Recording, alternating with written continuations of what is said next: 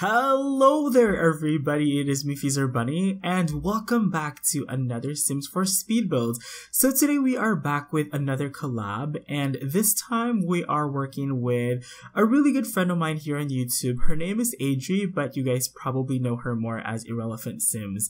So you guys may or may not know of IrrelephantSims Around the World series, and if you don't, it's basically a series of speed builds where she tries to recreate different styles of architecture from all over the world, and this week she is traveling to Southeast Asia to do a Philippine themed house. So I suggested if she wanted to do it as a collab instead, and here we are. So the two of us basically decided to do two houses on one lot, but we wanted to avoid building the same exact versions of the same house. So I decided to do a more traditional take on it, and she is doing a more modern take on it. So it's going to be really interesting.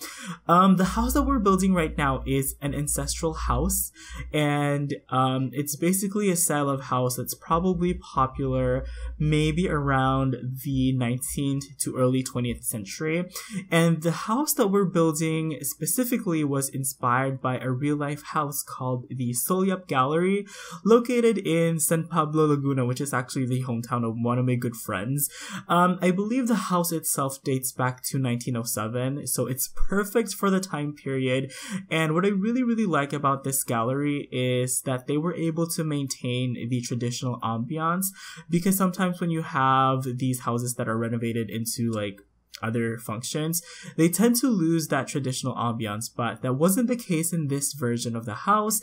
So if you guys are actually interested to learn more, I will put links down in the description. Quick disclaimer, I am not sponsored in any way. I'm just doing this because I'm very passionate about this kind of initiative, heritage conservation, and especially to all those Filipinos watching, we should really support these kinds of initiatives because it is for our future, it is for our children, and I believe that conserving architectural heritage is a very important aspect of building your nationhood identity, national identity, so we should really support it as Filipinos.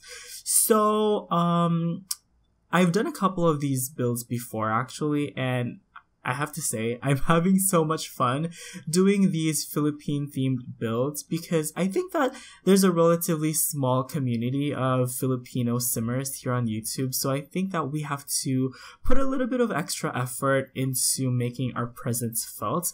But on a more personal level, being passionate about architectural history and heritage conservation is actually one of the reasons why I decided to choose a future career path in architecture. So growing up in the age of the internet, I was able to have access to a lot of resources, and I was also able to discover a lot of different communities and be a part of different communities that advocate for heritage conservation. And that really taught me a lot about how to appreciate your culture and arts, but it also taught me a little bit more of the negative side of heritage conservation, which is developing countries don't really have that as a priority, because naturally the priority in developing countries would be education, poverty alleviation, and things like that. So it made me really sad and frustrated to see that our country's architectural heritage is being lost because nobody really has the initiative to take care of it. So at a really early age, I was probably in high school, I became really passionate about it, and I became really concerned that if nobody acts, nothing will be left for the future generation, and that wouldn't be great, right? The thing is, in the Philippines, there's a lot of old houses, there's a lot of old structures. Even if you look outside, you'll probably see one. You probably won't recognize it because, you know, you'll see it more as just a house there, but if you actually take a deeper look at things, you'll really gain an appreciation for it. And being active on those communities while I was in high school really gave me that perspective and really gave me the drive to be passionate and to do something. So ever since then, I became really active in advocating for heritage conservation. And in fact, I have actually written to different cultural organizations like the National Museum of the Philippines, the National Commission for Culture and Arts, and the Cultural Center of the Philippines, as well as to different architectural historians, to express my concern and report some of the illegal activities that I've seen in the community. And so far, they have all acknowledged my letters and things. I also attend seminars and lectures on heritage conservation, and it is really something that I'm thinking of maybe taking a master's degree on once I've gotten like a sufficient experience in working as a practicing architect, because I just graduated. I mean, I haven't even graduated. I'm graduating this October, but maybe in the future that's definitely one of the options I'm thinking about is heritage conservation. But like I said, it might be difficult because I do come from a country where heritage conservation isn't really that valued. So it's going to be a really difficult decision that I have to make. So yeah, fingers crossed. One optimistic thing that I have seen over the past couple of years is that there are a lot more people who are becoming more passionate. There are a lot more educated people who are really advocating for heritage conservation and appreciation of our architectural heritage.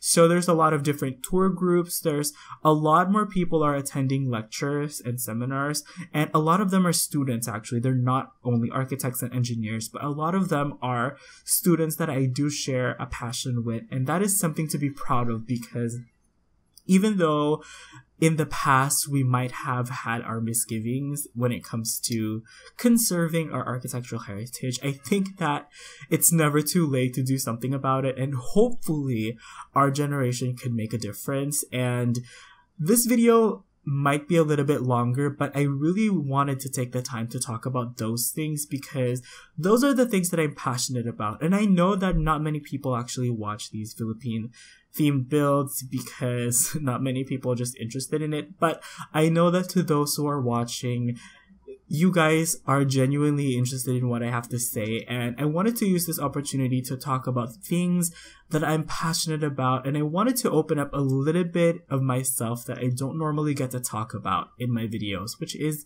the architectural historian in me who's frustrated and who wants to make a difference.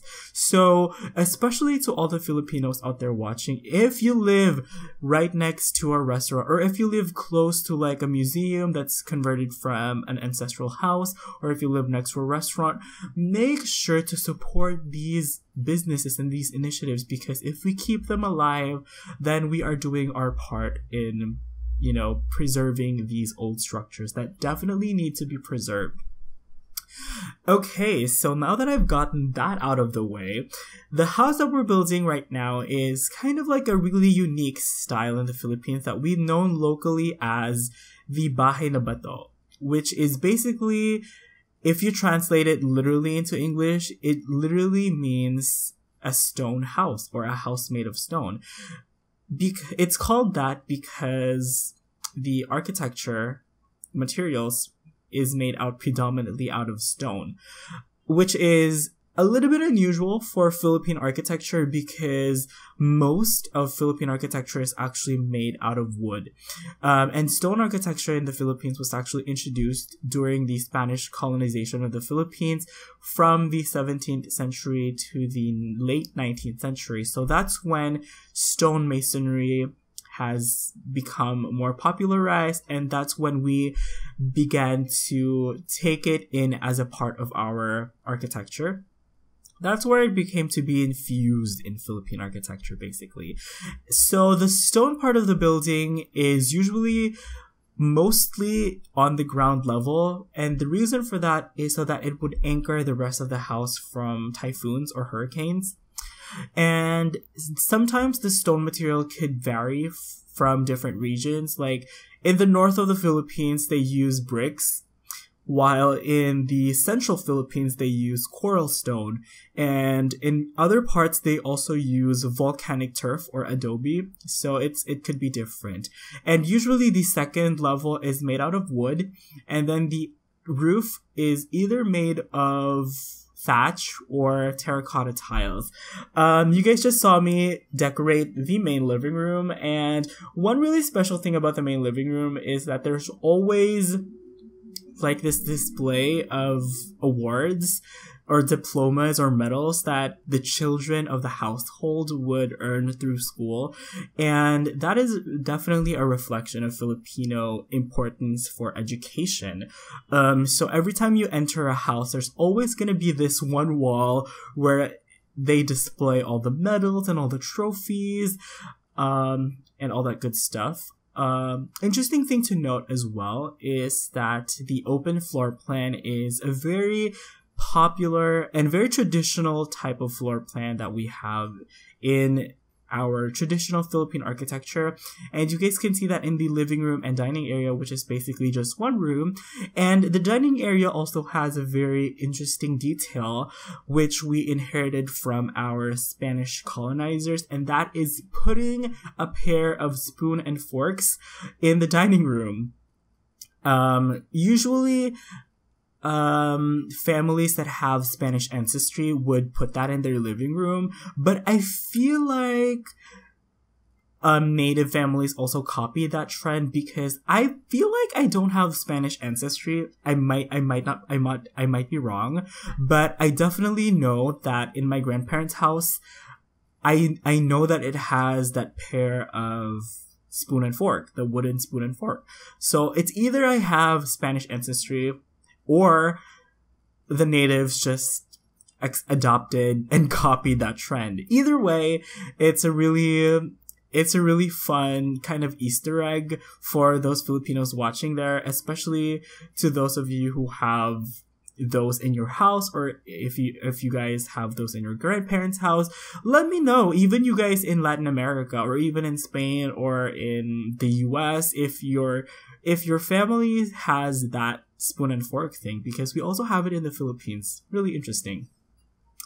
So I guess I have to talk a little bit of the people who are living in this house, because I did come up with a little bit of a backstory with them as well. So basically, the people who currently own the house aren't supposed to inherit this house.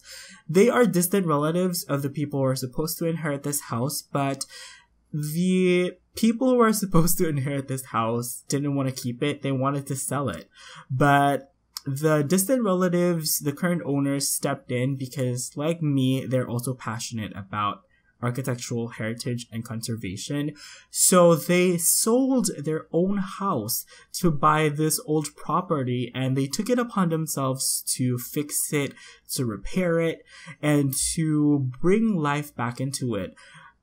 And, unfortunately, they are currently going through rough times because these kinds of houses are not cheap to maintain. They are very, very expensive. They're very resource intensive, time consuming structures to maintain because, they require a lot of maintenance. They require a lot of money. They require a lot of attention, but they just keep pushing through and being persistent and being resilient, which is a very Filipino trait.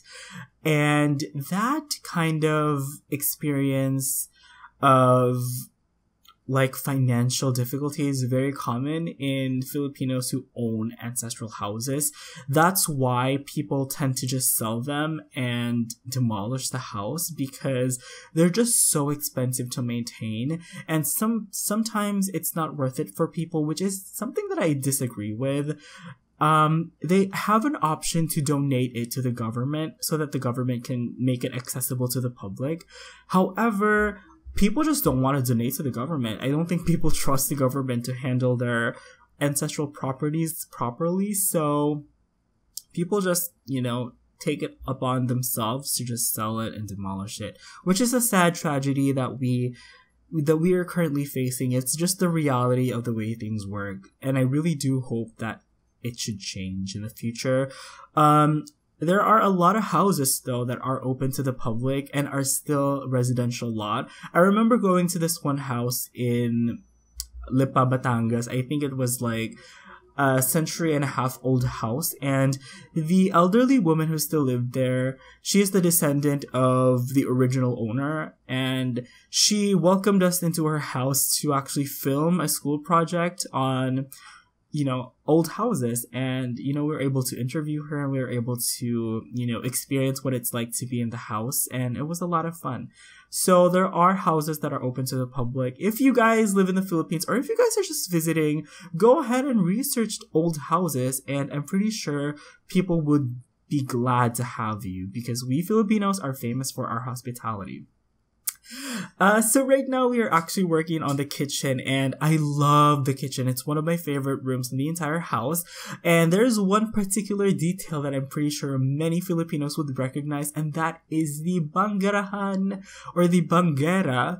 It's basically this window shelf thing. You guys are probably seeing that opening, like, that has a shelf. It's so basically a banggera is a very recognizable feature in traditional Philippine architecture. It appears in different styles of houses, from the humble nipa hut or bahay kubo to the majestic bahay na bato or ancestral house.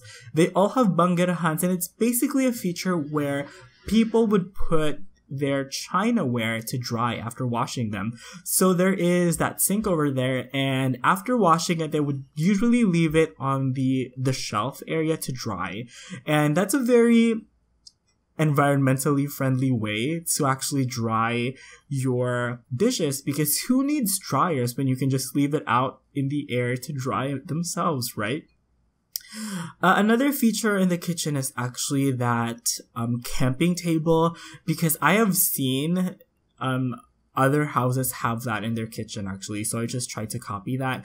And I also put this awning over here because in the West, these awnings are more of a commercial establishment feature, but in the Philippines, these awnings are actually really commonly found even in residential lots. So yeah. So moving on to furnishing the bathroom. Traditionally, the bathroom would be a separate structure in the house.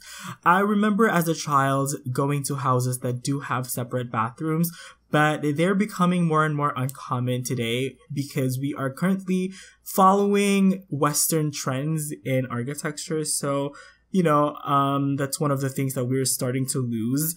But of course, bathrooms being a separate structure in the house is a more practical sanitary feature, and it was really tough to actually do this because in the Philippines, bathtubs aren't really that common.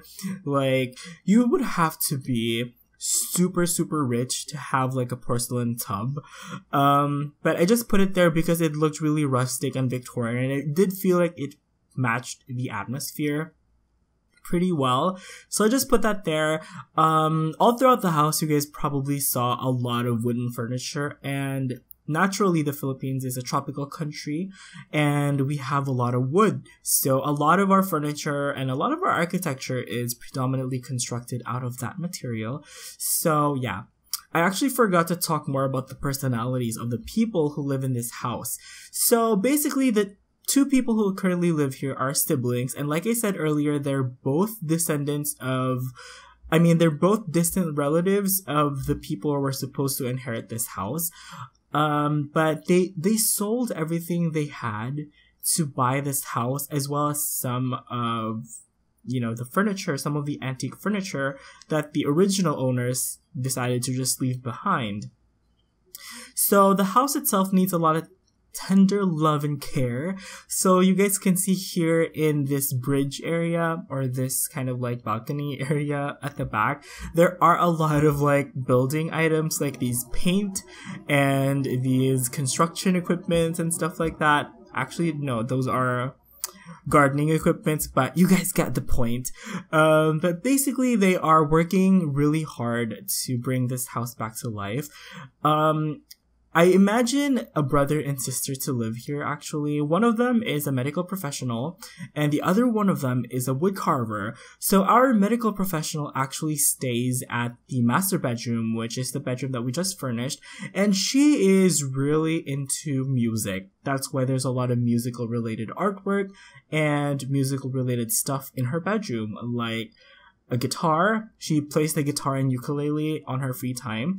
And she also likes to listen to music. That's why there is a stereo in her bedroom. And like I said, she's a medical professional, which is not necessarily a career that she chose for herself, but she's currently using that to her advantage because on her free time, she blogs about their experiences working and owning an ancestral house, and she blogs about the different progress that they made and stuff like that. So that's what she does on her free time, other than, trying to play musical instruments. Her brother, on the other hand, is a self-employed man, and he is a woodcarver / artist. And I think these people are the perfect people to inherit this house, or to own this house, because being a woodcarver gives you the ability to actually go in and maintain the house itself and even the antique furniture. So the original owners decided to take away some of the furniture, but they also left a lot of the antiques over there here in the house. So you guys can see that for the interiors, especially the bedrooms, there's a mixture of contemporary and modern furnishings. And right now we are furnishing the bedroom of our woodcarver, and he's an artist. That's why there's a lot of those sketches in his bedroom. Those sketches are pretty raunchy, if I do say so myself. Are they even allowed to have that in The Sims? Because those are a little bit risque, but you guys can see that his bedroom has a lot of wooden furniture, which he lovingly maintains himself. And there's also an easel, there's a computer, there's a TV with a console, because on his free time, he does love to listen to music as well as play video games on his PS4. And yeah, he also paints as well. So, that's that. One really interesting thing is that he actually has a workshop in this house, and the garage was supposed to be a garage for cars, but they decided to convert it into a workshop so that they could make a little bit more money out of the wood carvings that this guy makes. A really interesting thing about this downstairs bedroom is that I put a lot of details to make it look dilapidated and stuff. Like there's cobwebs, there's cracks on the walls, there's water damage, because they wanted to show that yes, this is kind of like a house that's on the brink of self-destruction. I mean, I wanted to show that like many ancestral houses in the Philippines, these houses are struggling to survive. These houses are kind of like in intensive care, and if we don't do anything, they will disappear, and that is a very real possibility that might happen in the future. So yeah, hopefully people will be able to take something out of this video. So yeah, anyway, that's pretty much it for the interior furnishings, and the rest of the house is going to be furnishing the exterior. And let me just tell you guys that I did take a while to furnish the workshop area, so that's going to be quite an adventure. I did have to edit out a lot of the video because I didn't want to make it too long. I wanted to make this initially around 20 or so minutes, but I decided to just make the video as long as possible. So it's around 30 or so minutes because I wanted to have the time to really talk about those important things that I just talked about. And I didn't want to rush it. I really wanted to go into the detail and explain to you guys all the little details that I thought about when I was building this. So one detail that I felt like was really necessary is to have this water feature at the back of the house. So we are building kind of like this creek or estero at the back of the house, or canal. We call it canal in the Philippines as well. It's basically like a sewer area where, all of the what goes. And yeah, all of the houses used to have that. I'm not sure if they're still there in the province. I currently live in Manila, and I remember that when I used to live in the province, there would be a canal that led from the house to the fields outside the house, and it'll be like just a sewer thing. So yeah. Traditionally, houses would also be built right next to bodies of water because back then there weren't as many roads as we have now. So water was the main mode of transportation. So there were many rivers and esteros or creeks that were used to transport people through boats, actually, which is something that we also lost due to modernity. Right now, the Philippines, especially the capital city of Manila, is infamously known for its traffic.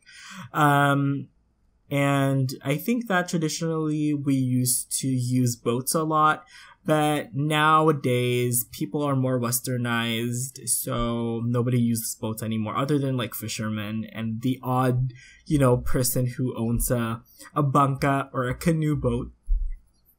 So right here we are now finally working on the downstairs, or like the garage workshop downstairs. I guess it's downstairs. It's basically the workshop where our woodcarver sculptor displays all of his artworks for those who want to buy a sculpture or two. These guys also open their house to the public as well, so sometimes the visitors can look around the house and leave donations, or they could buy something from the sculpture display showroom. It's not really a showroom, it's more of like a storage area for different wooden sculptures and artworks. But you guys, I tell you guys that there are still a lot of houses that have this kind of workshop. I remember when I used to live in the province, our neighbor, like the house across the street from us, was actually a car repair shop or atelier. So you guys call it taller in Spanish because that's what we call it. It's a car repair shop, and I remember it kind of having the same vibe, but instead of all the wood sculpture, they had like different mechanical equipment and welding equipment and stuff like that. So yeah. I also used the unlock show hidden objects cheat to unlock those extra wooden sculptures, so that it would actually look like he does his, artwork and stuff. I also thought that the community members would go to this guy, to our sculpture. They would go to our sculptor, and they would go to him and ask him to repair their broken furniture, like their sofa, if it needs to be maintained and stuff like that. Or their, or their beds and stuff. They would go to him to have those maintained. And right now we're just adding in a couple extra details on the pond creek area. I actually really, really like outlining these creeks with these table rock things. And this also took me a really long time, but I wanted to show some of it at least so you guys can have a good idea on how it looks like. And it looks really awesome. So yeah, basically the backyard area, I wanted it to look like a wilderness because usually in traditional Filipino homes we would have these just really giant trees in the backyard, and it would look like a wilderness. It would look like a forest. And the Filipinos traditionally are very respectful to the environment and to nature, but also at the same time we're also have a little bit of animosity towards the nature. So every time we go to like these overgrown areas, we would always say a phrase, tabi tabi po, or in literally English, it probably means excuse me, I'm passing by, or something like that.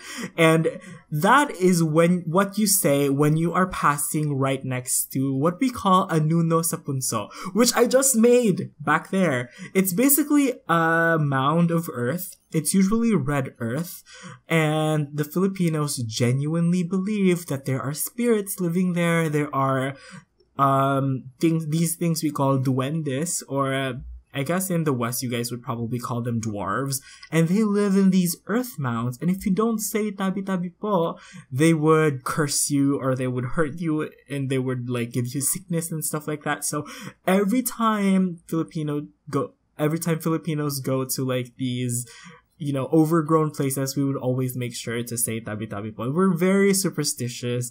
The kids are very scared of those kinds of superstitions. I remember my aunt usually telling me growing up those stories of like these mythical creatures.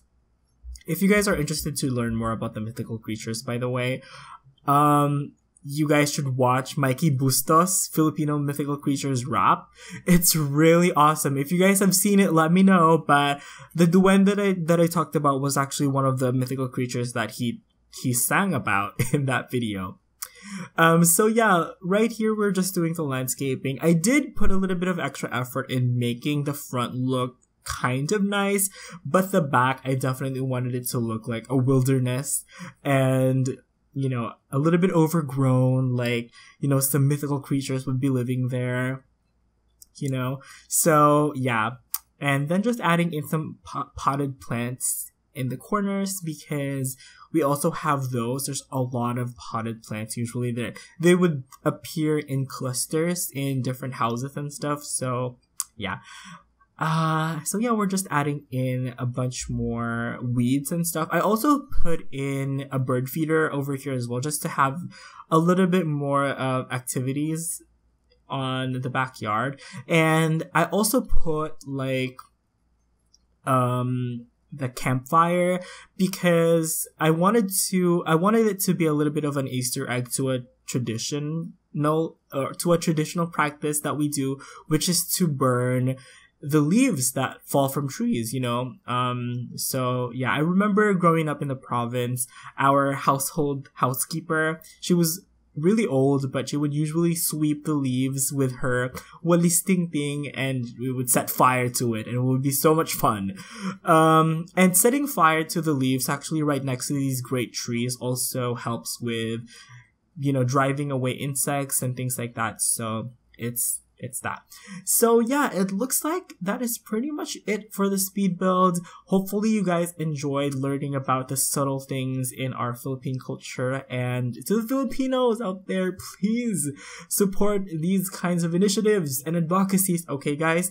And I'm sorry I got a little bit preachy on this video, but that's kind of what I was going for. I never get to talk about things that I'm passionate about, so I wanted to take advantage of this opportunity to talk about those to those who are interested. So hopefully you guys enjoyed this. And Irrelevant Sims videos should be up right now, so I will put links to that in the description below as usual. So I'm going to go ahead and wrap it up right here. Once again, please don't forget to hit that like or dislike, favorite, and subscribe button if you guys want to support the channel, because it really helps out a lot. You all have an awesome day. Thank you guys so much for watching. Enjoy the rest of the video, and I will see you guys next time. Bye bye.